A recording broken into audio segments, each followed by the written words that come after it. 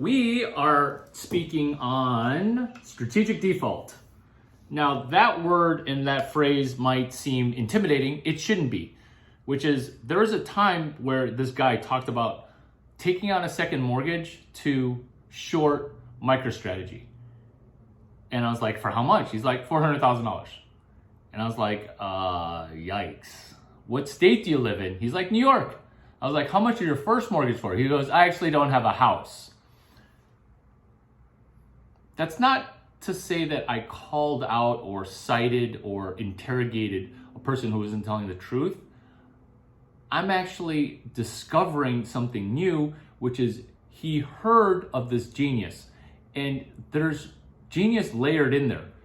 Granted, it's wrong genius, but it is layered genius, which is you actually sometimes do want to default on a second mortgage depending on the state that you live in, because you can't get kicked out of your house. And then if you default on the second mortgage and they can't kick you out of the house, you can actually offer $15,000 on your default, because they'd rather have $15,000 cash versus never getting it on a second lien. Because when you default on the first lien, that's that money. So the $400K, that's gone.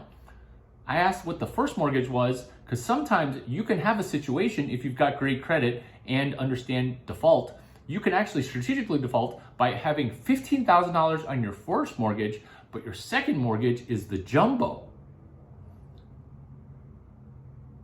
Let me pause for a second, because that's strategic default.